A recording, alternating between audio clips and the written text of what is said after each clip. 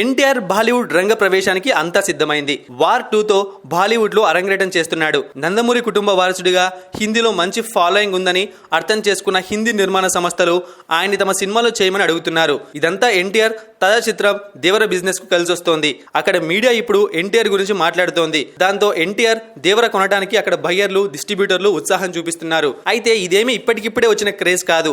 ఆర్ఆర్ఆర్ కంటే ముందే ఎన్టీఆర్ కు ఈ క్రేజ్ ఉందంటే నమ్ముతారా? అవును, ఎన్టీఆర్ లాస్ట్ రిలీజ్ ఆర్ఆర్ఆర్ తో నార్త్ లో సెన్సేషన్ క్రియేట్ చేశారు. అక్కడ ఓ రేంజ్ లో అతనికి అవసరమైన మైలేజ్, గుర్తింపును తెచ్చిపెట్టింది. అయితే ఆర్ఆర్ఆర్ కంటే ముందు ఎన్టీఆర్ హిందీ సినిమా ప్రేక్షకులకు బాగా ఫేమస్ అయ్యాడు. హిందీ డిస్ట్రిబ్యూటర్స్ ఎగబడి మరీ ఎన్టీఆర్ సినిమాలను కొనుగోలు చేసి హిందీ టీవీ ఛానల్స్ లో మంచి డబ్బు సంపాదించేవారు. ఎన్టీఆర్ నటించిన ఊసరవెల్లి, అశోక్, అల్లరి రాముడు, నాగా, బృందావనం, బాద్షా, జనతా గ్యారేజ్ వంటి కొన్నింటిని హిందీలో డబ్ చేసి ప్రేక్షకుల రేటింగ్స్ ని చూశారు. హిందీ ఛానల్ ప్రేక్షకులకు ఖచ్చితంగా చూడాల్సిన సినిమాలు హీరోగా మారాడు. అశోక్ వంటి అతని సినిమాలు కొన్ని తెలుగు రాష్ట్రాల్లో బాగా ఆడకపోయినా అక్కడ సూపర్ హిట్ అయ్యాయి. ఎన్టీఆర్ చిత్రాలన్నింటినీ కూడా గత 2 దశాబ్దాలుగా హిందీ ఛానల్ ప్రేక్షకులు ఆదరిస్తున్నారు. ఆ క్రేజ్ ఇప్పుడు రెట్టింపు కాబోతోంది.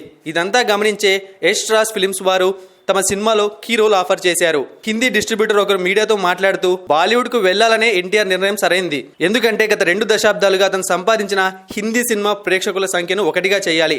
ఎన్టీఆర్ కు సంబంధించిన చాలా తెలుగు సినిమాలు హిందీలో డబ్ చేయబడ్డాయి. ప్రతి చిత్రం హిందీ ఛానల్లో మంచి రేటింగ్లను చూసింది.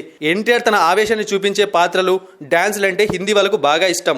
అక్కడ వాళ్ళు అతన్ని ఓన్ చేసుకున్నారు. వైవిధ్యమైన సినిమాలలో అద్భుతమైన డాన్స్ స్కిల్స్ తో హిందీ ప్రేక్షకులను ఆశ్చర్యపరిచాడు అని ఆయన చెప్పారు. గతంలో ఎన్టీఆర్ నటించిన సినిమాలు టీవీ శాటిలైట్ హక్కులు 4-5 హిందీ ఛానల్స్కి ఇచ్చేవారు. అప్పుడు నార్త్ బెల్ట్లో థియేటర్ రిలీజ్ లేదు.